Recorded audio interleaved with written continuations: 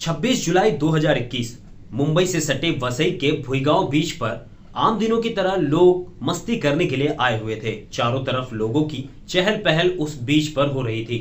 बीच पर मस्ती करने आए लोगों को इस बात का जरा भी अंदाजा नहीं था कि थोड़ी देर बाद उनके साथ कुछ ऐसा होने वाला है कि उनके रोंगटे खड़े हो जाएंगे।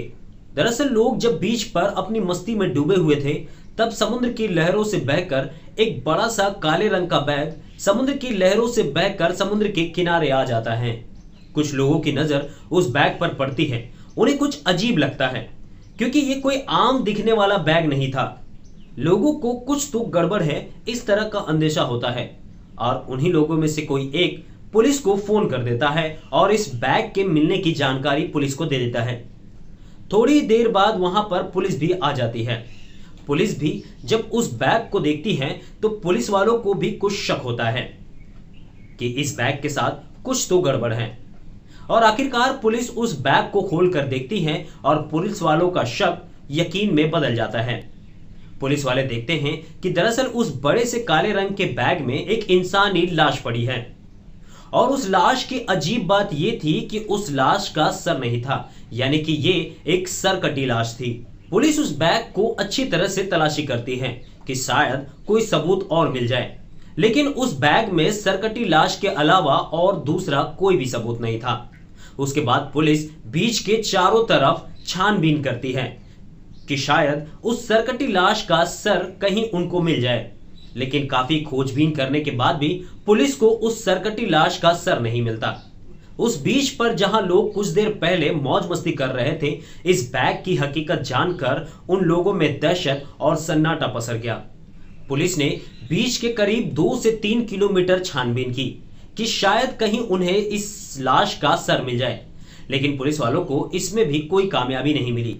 अब पुलिस वालों के पास उस सरकटी लाश के अलावा और कुछ नहीं था। उस लाश का सर नहीं था, लेकिन लाश ने पूरे कपड़े पहने हुए थे। ये एक महिला की लाश थी। उसके बाद पुलिस वालों ने इस लाश को पोस्टमार्टम के लिए भेज दिया ताकि आगे की जांच कर सके। उस लाश का सिर नहीं था, लेकिन उस लाश ने पूरे कपड़े पहने हुए थे और उस लाश के हाथों में मेहंदी लगी हुई थी, जिससे पुलिस वालों ने यह अंदाजा लगाया कि दरअसल ये किसी मुस्लिम महिला की लाश है। अब पुलिस वालों के सामने सबसे बड़ी चुनौती ये थी कि आखिर इस सरकटी लाश की पहचान कैसे की जाए, क्योंकि पुलिस के पास इस सरकटी लाश के अलावा कोई भी ऐसा सबूत नहीं था जिससे उस लाश की पहचान की जा सके कि यह किस महिला की लाश है। उसके बाद पुलिस मुंबई के आसपास हर पुलिस स्टेशन में इस लाश की जानकारी दे देती है कि शायद कहीं से कोई मिसिंग कंप्लेंट दर्ज हुई हो, लेकिन उसमें भी पुलिस वालों को कोई कामयाबी नहीं मिलती। पुलिस के काफी प्रयासों के बाद भी पुलिस को ऐसी कोई लीड नहीं मिलती जिससे लाश की पहचान की जा सके और आखिरकार छानबीन करते करते पुलिस को 6 महीने लग जाते हैं और देखते ही देखते 1 साल गुजर जाता है। उसके बाद पुलिस उस सरकटी लाश को मुस्लिम रीति रिवाज के हिसाब से मुंबई के ही एक कब्रिस्तान में दफन कर देती है, लेकिन दफन करने से पहले पुलिस हर तरह से उस लाश की फोटो, उसके कपड़े और उसके ब्लड का डीएनए सैंपल अपने पास रख लेती है ताकि आगे की जांच कर सके। और करीब लाश मिलने के 14 महीने बाद, यानी कि 29 अगस्त 2022 को मुंबई पुलिस स्टेशन में एक व्यक्ति आता है और एक लड़की की गुमशुदगी की रिपोर्ट दर्ज करवाता है। वह व्यक्ति अपनी रिपोर्ट में दर्ज करवाता है कि दरअसल उसकी भतीजी, जो कि 14 महीने से गायब है, लाख कोशिशों के बाद जिसका कोई पता नहीं चल रहा है। दरअसल वो लड़की उसकी भतीजी है और उसका नाम सानिया शेख बताता है, जिसका कोई पता नहीं चल रहा है कि वो आखिर कहां गायब हो गई। वो व्यक्ति कहता है कि मेरी भतीजी, जिसका नाम सानिया शेख है, वो लगभग 14 महीने से गायब है।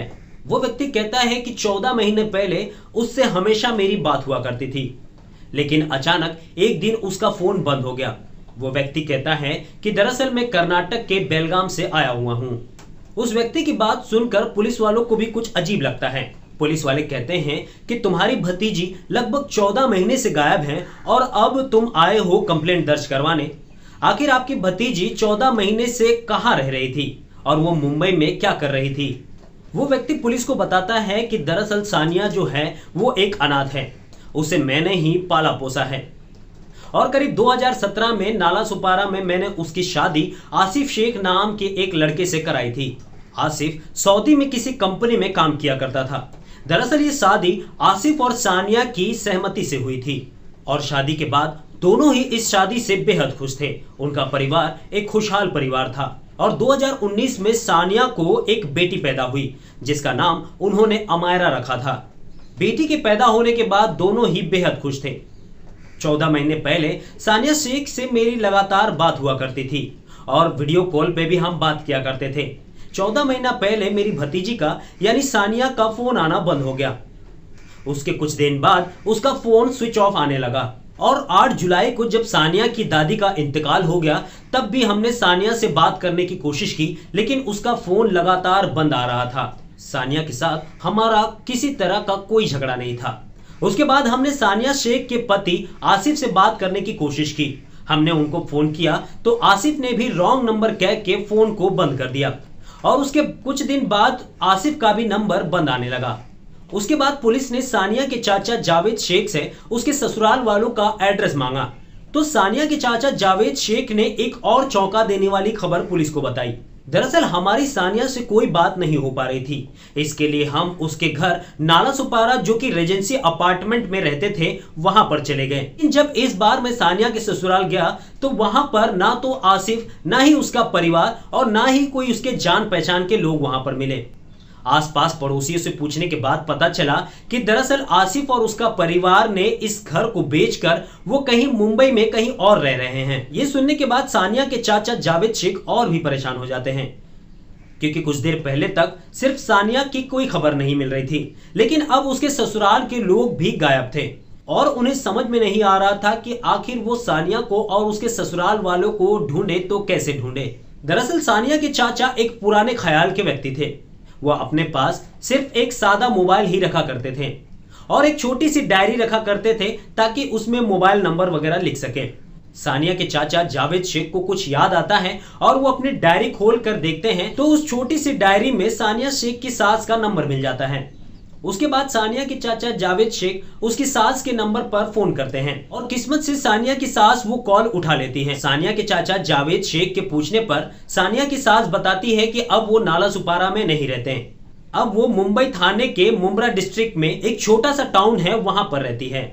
यहाँ तक कि सानिया की सास ने जाने अनजाने में घर के पास का लैंडमार्क भी बता दिया। उसने बताया कि उनके घर के सामने एक बड़ा सा मैरिज हॉल है। उसके बाद तुरंत ही सानिया के चाचा जावेद शेख अपने कुछ रिश्तेदारों के साथ मुंब्रा पहुंच जाते हैं और सानिया के ससुराल वाले सानिया के चाचा जावेद शेख को अपने घर बुलाते हैं और उनके खूब अच्छे से खातिरदारी भी करते हैं। जावेद शेख देखते हैं कि सानिया के ससुराल के सारे लोग वहां पर मौजूद होते हैं, लेकिन उन्हें सानिया कहीं भी दिखाई नहीं देती। उसके बाद सानिया के चाचा जावेद शेख कहते हैं कि सानिया कहाँ है, उसे बुलाओ, मुझे उसे देखना है। जावेद शेख के पूछने पर कि सानिया कहाँ है, तब आसिफ ने एक अलग ही कहानी बताई। आसिफ ने कहा कि जुलाई 2021 को अचानक एक दिन बिना किसी को बताए सानिया शेख घर छोड़कर चली गई। उसके बाद सानिया का एक लेटर मिला जिसमें सानिया ने कहा था कि मुझे ढूंढने की कोशिश मत करना, मुझे अब तुम्हारे साथ बिल्कुल भी नहीं रहना है क्योंकि मैं किसी और को पसंद करती हूँ और मैं वहीं उसके साथ रहने जा रही हूँ। आसिफ ने जावेद शेख के हाथों में वो लेटर देते हुए कहा कि सानिया को अपने बच्चे के ऊपर भी बिल्कुल तरस नहीं आया। सानिया को अपनी बच्ची का भी जरा सा ख्याल नहीं आया कि उसके बगैर उसकी बच्ची यानी कि हमारी अमायरा कैसे रह पाएगी। इतना सुनते ही जावेद शेख को भी बहुत बुरा लगा और सानिया की इस हरकत पर उसके चाचा जावेद शेख को भी बहुत गुस्सा आ रहा था कि आखिर सानिया शेख ने इतना बड़ा कदम कैसे उठाया और एक बार भी हमसे इस बारे में बात क्यों नहीं की। उसके बाद सानिया के चाचा जावेद शेख अपने रिश्तेदारों के साथ वापस मुंबई लौट आए जहां पर वो रहने के लिए आए थे। उसके बाद सानिया के चाचा जावेद शेख बड़ी ही गहरी सोच में थे कि आखिर सानिया ने इतना बड़ा कदम क्यों उठाया। आखिर इतनी अच्छी परवरिश करने के बाद भी सानिया ने ये कदम उठाने से पहले हमसे एक बार भी बात क्यों नहीं की। ये सब सोच के सानिया के चाचा जावेद शेख बहुत ही परेशान हो रहे थे। उनको इस बात पर यकीन नहीं हो रहा था कि सानिया अपना घर अपने बच्ची को छोड़कर जा सकती है। सानिया शेख के चाचा जावेद शेख को इसमें कोई साजिश की बू आ रही थी। सानिया शेख के चाचा जावेद शेख को उसके ससुराल वालों की बताई हुई कहानी पर बिल्कुल भी यकीन नहीं हो रहा था।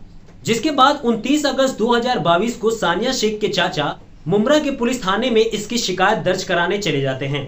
मुमरा पुलिस जावेद शेख को कहती है कि उनकी भतीजी नालासोपारा के अचोले थाना क्षेत्र से गायब हुई है, तो उनको वहीं जाना चाहिए इसकी मिसिंग कंप्लेंट दर्ज कराने के लिए। जिसके बाद जावेद शेख तुरंत ही नालासोपारा के अचोले थाना पहुंच जाते हैं और अपनी भतीजी की मिसिंग कंप्लेंट दर्ज करवाते हैं। पुलिस वाले भी सानिया शेख की मिसिंग कंप्लेंट दर्ज कर लेती हैं। उसके बाद जावेद शेख अपने घर कर्नाटक चले जाते हैं और यहाँ पर पुलिस खोजबीन करना शुरू कर देती है। पुलिस मुंबई के आसपास के हर पुलिस स्टेशन में सानिया के गायब होने की खबर पहुंचा देते हैं कि जुलाई 2021 से जितने भी मिसिंग केस जो कि अनसॉल्व्ड है उसकी खबर नालासोपारा के अचोले पुलिस स्टेशन में पहुंचा दी जाए ताकि सानिया शेख को ढूंढा जा सके। जिसके बाद 26 जुलाई 2021 की बोगाई बीच पर मिली एक सरकटी लाश की फाइल भी नालासोपारा के अचोले पुलिस स्टेशन में पहुंच जाती है। इत्तेफाक की बात यह थी कि वो सरकटी लाश भी एक महिला की थी। आगे की जांच में पुलिस वालों को पता चला कि उस सरकटी लाश की कदकाठी भी सानिया शेख से काफी मेल खाती है। उसके बाद अचोले पुलिस सानिया शेख के चाचा जावेद शेख को बुला लेती है और जावेद शेख के आने के बाद पुलिस उस सरकटी लाश को दफनाने से पहले जो पुलिस ने फोटो, उस लाश के कपड़े और हाथों में लगी हुई मेहंदी की फोटो सानिया शेख के चाचा जावेद शेख को दिखाई। सानिया शेख के चाचा जावेद शेख ने फोटो को देखने के बाद उन्होंने बताया कि हाँ, सानिया भी इसी तरह के कपड़े पहना करती थी। जब कभी सानिया अपनी बेटी अमायरा के साथ हमसे वीडियो कॉल पे बात करती थी तो सानिया भी इसी तरह के कपड़े पहना करती थी। उसके बाद पुलिस ने सानिया शेख के ससुराल वालों को भी वहां पर बुला लिया। उनको भी उस सरकटी लाश की फोटो सानिया के ससुराल वालों को दिखाया, लेकिन सानिया के ससुराल वाले अब भी इसी बात पर अड़े हुए थे कि ये सानिया शेख की लाश नहीं हो सकती, क्योंकि सानिया शेख तो कहीं घर छोड़कर भाग गई हैं। और सानिया शेख के पति आसिफ शेख ने पुलिस वालों को लेटर देते हुए कहा कि ये उसने भागने से पहले लिखा था, तो ये लाश सानिया की हो ही नहीं सकती। उसके बाद पुलिस ने आसिफ से वो लेटर अपने पास रख लिया और उसे एक्सपर्ट को भेज दिया आगे की जांच करने के लिए। उसके बाद पुलिस उस सरकटी लाश के ब्लड का डीएनए टेस्ट कराती है। डीएनए का सैंपल मिलान करने के लिए पहले तो सानिया शेख के पति आसिफ शेख के डीएनए का सैंपल उसकी बेटी अमायरा से मिलान करते हैं, तो किस्मत से आसिफ का ब्लड का डीएनए अमायरा के ब्लड डीएनए से मैच कर जाता है। उसके बाद उस सरकटी लाश के ब्लड का डीएनए आसिफ की बेटी यानी कि सानिया शेख की बेटी अमायरा के साथ मिलान किया जाता है, तो इत्तेफाक से उस सरकटी लाश का ब्लड का डीएनए भी अमायरा के ब्लड डीएनए से मैच कर जाता है। उसके बाद पुलिस वालों को यकीन हो जाता है कि दरअसल ये सरकटी लाश सानिया शेख की ही है। पहले तो आसिफ अपना जुर्म कबूल करने से सख्त मना कर देता है, लेकिन पुलिस वालों की सख्ती से पूछने के बाद आसिफ शेख आखिरकार अपना जुर्म कबूल कर लेता है। और आसिफ आगे बताता है कि दरअसल वो लेटर भी उसी ने लिखा था ताकि लोगों को गुमराह कर सके। एक रिपोर्ट के अनुसार ये बताया जाता है कि दरअसल सानिया शेख का किसी और से अफेयर था, जिसका पता लगते ही आसिफ ने सानिया शेख की हत्या करवा दी। एक दूसरी रिपोर्ट के अनुसार दरअसल आसिफ शेख का किसी और महिला से अफेयर चल रहा था, जिसका पता सानिया शेख को लग गया था। और आसिफ ये अच्छी तरह से जानता था कि जब तक सानिया शेख को अपने रास्ते से हटाया नहीं जाएगा तब तक वो उस महिला से शादी नहीं कर सकता। जिसके बाद आसिफ ने सानिया शेख को अपने रास्ते से हटाने की साजिश रची। 21 जुलाई 2021 को बकरीद का त्योहार था। सानिया सुबह उठती है, नहा धोकर तैयार होती है और वो किचन में खाना बनाने के लिए चली जाती है। उस दिन घर पर मेहमान भी आने वाले थे, लेकिन अजीब बात ये थी कि सानिया के ससुराल में सानिया, उसका पति आसिफ, आसिफ के पिता हनीफ और आसिफ का छोटा भाई यासीन ही घर पर थे। बाकी सब लोग मुमरा जा चुके थे और साथ में बेटी अमायरा को भी लेकर गए थे। उस दिन क्योंकि बकरीद का त्योहार था तो घर में बकरे का गोश्त बनाने वाला छुरा, बकरे को बांधने वाला रस्सी का इंतजाम किया गया था। उसके साथ ही आसिफ, हनीफ और यासीन ने एक बड़े से टब में पानी भी भर के रखा था। उसके बाद वो तीनों हैवान जो कि सानिया शेख किचन में खाना बना रही होती है उसे पकड़ लेते हैं और उसके हाथ पांव रस्सी से बांध देते हैं ताकि सानिया ज्यादा हरकत न कर सके। वो तीनों हैवान मिलकर सानिया को उस बड़े से भरे हुए पानी में डुबा देते हैं और तब तक डुबाए रखते हैं जब तक सानिया मर ना जाए। उसके बाद सानिया शेख की लाश को टब से बाहर निकाल लेते हैं। लेकिन आसिफ को अभी भी शंका होती है कि सानिया पूरी तरह से अभी मरी नहीं है। उसके बाद सानिया का पति आसिफ उसका गला दबाता है और तब तक गला दबाए रखता है जब तक उसे पूरी तरह से यकीन न हो जाए कि अब सानिया मर चुकी है। सानिया के मर जाने के बाद भी वो हैवान यहां तक नहीं रुकते, क्योंकि अभी हैवानियत की हदें पार करनी बाकी होती हैं। जब सानिया की लाश उन तीनों के सामने पड़ी होती है तो आसिफ बकरे का गोश्त बनाने वाले छुरे से सानिया का गला काटने लगता है। गला काटते काटते सानिया का खून देखकर आसिफ बेहोश हो जाता है। उसके बाद आसिफ के पिता हनीफ चाकू लेते हैं और सानिया का गला पूरी तरह से काट देते हैं। उसके बाद मशीन लाकर सानिया के सर का बाल पूरी तरह से निकाल लेते हैं। सानिया शेख के चेहरे पर एक तिल होता है और ये हैवान उस तिल को भी छुरे से काट कर निकाल लेते हैं, ताकि अगर किसी को ये लाश का सर मिल भी जाए तो उसकी पहचान ना कर सके। उसके बाद सर को काले रंग की प्लास्टिक की थैली में भर लेते हैं और आसिफ और उसका भाई यासीन गाड़ी लेकर उस लाश के सर को ठिकाने लगाने के लिए बाहर चले जाते हैं और वसई की खाड़ी में उस लाश के सर को फेंक देते हैं। उसके बाद यासीन और उसका भाई वापस घर आ जाता है। अब आसिफ अपने बहनोई को यानी कि यूसुफ शेख को फोन लगाता है और उसे अपने घर बुलाता है। यूसुफ शेख जो कि पेशे से एक कैब ड्राइवर है, वो तुरंत ही अपनी कार लेकर आसिफ के घर पहुंच जाता है। उसके बाद आसिफ अपने बहनोई यूसुफ शेख से सानिया के बारे में सारी सच्चाई बता देता है। उसके बाद दोनों मिलकर सानिया शेख की लाश को बड़े से काले रंग के बैग में भर लेते हैं और उसे अपनी गाड़ी में डालकर उसे वसई के बीच पर फेंकने के लिए दोनों निकल पड़ते हैं। सानिया शेख की लाश को समुद्र में फेंकने से पहले आसिफ ने और यूसुफ ने कभी भी नहीं सोचा होगा कि एक दिन ये लाश बहकर सामने आ जाएगी और लोगों को इसकी सच्चाई का पता चल जाएगा। उसके बाद यूसुफ और आसिफ अपने घर चले आते हैं और घर की अच्छी तरह से साफ सफाई करते हैं। उसके बाद आसिफ अपने परिवार वालों को मुमरा से बुला लेता है। परिवार के आ जाने के बाद घर में अच्छा अच्छा खाना पकाया जाता है। उसके बाद मेहमान भी आते हैं। मेहमानों के सामने पूरा परिवार इस तरह से रिएक्ट कर रहा था कि जैसे कुछ हुआ ही नहीं हो। इतना जानने के बाद पुलिस वाले यूसुफ को भी गिरफ्तार कर लेते हैं। अब पुलिस वालों को यह जानना था कि आखिर पूरे परिवार ने मिलकर सानिया शेख की हत्या क्यों की थी, उसके पीछे वजह क्या थी। दरअसल 2017 में सानिया शेख की आसिफ से शादी हुई थी और 2019 में सानिया शेख को एक बेटी पैदा हुई जिसका नाम उन्होंने बड़े ही प्यार से अमायरा रखा था। आसिफ की शादी से पहले ही आसिफ की बहन जो कि मुमरा में रहती थी उसकी भी शादी हुई थी। कई सालों के बाद कोशिश करने के बाद भी आसिफ की बहन को बच्चा नहीं हो रहा था और ना ही बच्चा होने की कोई उम्मीद थी। इसलिए सानिया शेख के बच्चा पैदा होने से पहले ही घर में ये बातें चलने लगी थी कि सानिया को जो बच्चा पैदा होगा वो आसिफ की बहन को दे देंगे। लेकिन जब सानिया को इस बात का पता चला तो वो इसका विरोध करने लगी। हालांकि आसिफ इस बात को मान चुका था कि बेटी अमायरा को उसकी बहन यानी आसिफ की बहन को दे देंगे, लेकिन सानिया शेख इस बात का विरोध करती रही और कुछ दिन बाद आसिफ वापस से सऊदी चला जाता है, जिसके बाद सानिया अपने घर पे यानी कि अपने ससुराल में अकेली पड़ जाती है और आए दिन उसको अपने ससुराल वालों का गुस्सा झेलना पड़ता था।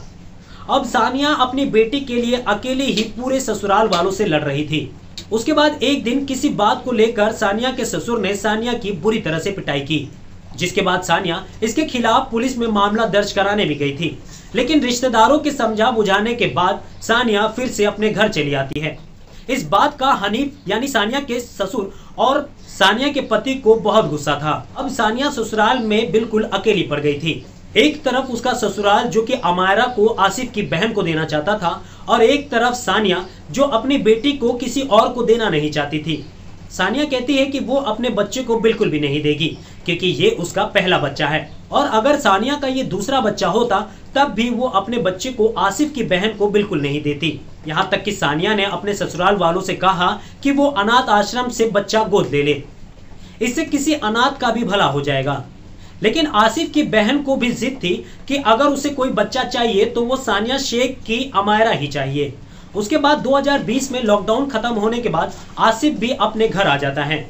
आसिफ की भी यही जिद होती है कि अमायरा को उसकी बुआ को यानी कि आसिफ की बहन को दे दिया जाए। बस इसी बात को लेकर रोज रोज घर में झगड़े शुरू हो गए। अब सानिया के ससुराल के पूरा परिवार एक तरफ और सानिया अकेली ही अपनी अमायरा के लिए लड़ रही थी।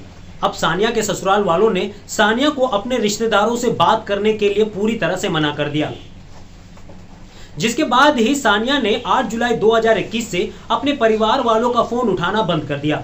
फिर 21 जुलाई 2021 को सानिया के पति आसिफ, उसके ससुर हनीफ और देवर ने मिलकर सानिया की बड़ी ही बेरहमी से हत्या कर दी। उसके बाद लाश का सर काटने के बाद वसई के बीच पर जाकर उस लाश के सर को फेंक दिया। सानिया की लाश को और उसके सर को ठिकाने लगाने के बाद सानिया के ससुराल वालों ने सानिया का फोन भी बंद कर दिया और फिर 5 दिनों बाद सानिया का शव समुद्र की लहरों में बहकर समुद्र के किनारे आ जाता है। जिसके बाद करीब 14 महीने के बाद सानिया के चाचा जावेद शेख ने सानिया की गुमशुदगी की रिपोर्ट दर्ज कराई। इस ब्लाइंड केस को सुलझाने में पुलिस वालों की तारीफ भी करनी चाहिए, क्योंकि सानिया की लाश को कब्रिस्तान में दफन करने से पहले सानिया शेख के कपड़े, उसके हाथों की मेहंदी और सानिया के ब्लड सैंपल्स को सबूत के तौर पर रख लिया था, ताकि वो सबूत आगे की जांच में पुलिस को काम आ सके। जिसके बाद पुलिस सानिया के हत्यारों को पकड़ पाई। हालांकि पुलिस हत्या में इस्तेमाल किया हुआ छुरा और सानिया के सर को लाख कोशिशों के बाद भी ढूंढ नहीं पाई है और इस तरह से पुलिस ने इस केस को सुलझाया। दोस्तों, नाला सुपारा का ये केस सुनने के बाद आप लोगों को कैसा लगा मुझे कमेंट करके कमेंट बॉक्स में बता सकते हैं। मिलते हैं अगली वीडियो में। जय हिंद।